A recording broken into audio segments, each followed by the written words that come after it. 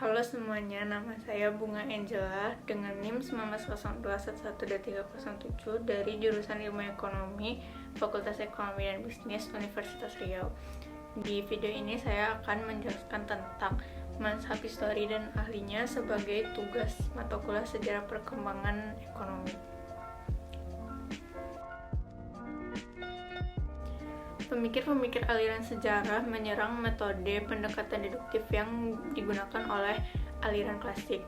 Sebagaimana diketahui, pendekatan deduktif ini menggunakan analisis ekonomi yang bertitik tolak dari pengamatan secara umum, yaitu dari postulat, dalil, atau premis yang dianggap sudah diakui secara umum. Bagi pakar-pakar sejarah, metode deduksi ini dinilai terlalu teoritis dan terlalu abstrak. Dan dari beberapa postulat juga kemudian mengklaim bahwa pemikiran-pemikiran mereka terlalu universal atau umum. Menurut kaum sejarah, metode deduksi ini juga sering tidak sesuai dengan realita. Jadi, untuk mengatasi kelemahan metode tersebut, pemikir-pemikir aliran sejarah akhirnya menawarkan metode induktif historis. Dengan metode induktif historis, mereka mengumpulkan kenyataan-kenyataan ekonomi dari sejarah. Dari data yang dikumpulkan ini, kemudian didapatlah kesimpulan umum. Hukum, dalil, maupun teori ekonomi sangat bergantung pada kondisi dan lingkungan setempat. Dengan demikian, bagi pemikir sejarah, hukum ekonomi tidak berlaku secara universal atau menyeluruh, tetapi bisa berubah sewaktu-waktu sesuai dengan keadaan dan masalah yang dihadapi. Salah satu tokoh aliran sejarah yaitu Friedrich List. Bukunya yang paling populer yaitu berjudul The National System of Political Economy, International Trade, Trade Policy, and the German Customs Union. Dalam buku tersebut, List menyerang pakar klasik yang disebut sebagai cosmopolitan karena telah mengabaikan peran pemerintah. List mengatakan bahwa dari cara mereka berproduksi, setiap kelompok masyarakat setidaknya telah melewati beberapa tahap sebagai berikut. Yang pertama adalah tahap berburu atau tahap barbarian, dengan berciri masyarakatnya masih primitif karena kebutuhan mereka dipenuhi oleh apa yang disediakan oleh alam. Yang kedua adalah zaman menggembala atau pastoral. Kelompok masyarakat dalam tahap ini sudah mulai beternak namun masih nomaden. Yang ketiga, tahap agraris, yaitu ketika masyarakatnya mulai bertani dan menetap secara subsisten.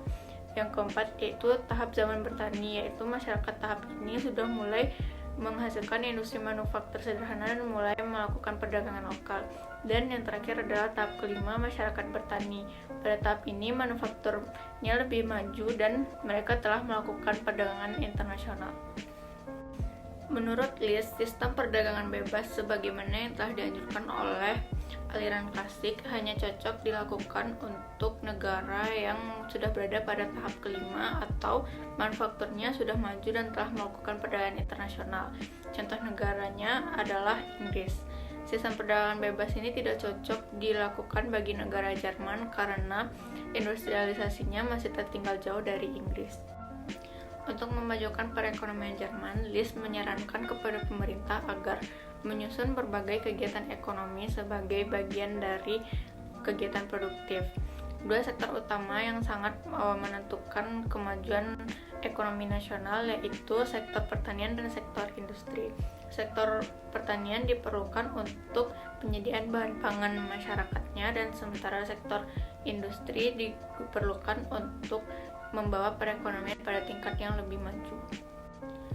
Agar bisa bersaing dengan negara lain, Jerman perlu memajukan industrialisasinya terlebih dahulu. Untuk mengembangkan industrialisasi domestik, List menganjurkan untuk membentuk lembaga yang dapat melindungi industri dalam negerinya dengan pajak impor. List lebih banyak mencurahkan perhatiannya kepada masalah kebijaksanaan ekonomi, terutama bagaimana cara melindungi industrialisasi Jerman yang waktu itu tertinggal jauh dari Inggris. List juga sangat menonjolkan rasa nasionalismenya karena baginya kebijaksanaan ekonomi yang benar adalah kebijaksanaan yang dapat memajukan kondisi perekonomian negara sendiri, bukan yang memajukan negara dan bangsa lain.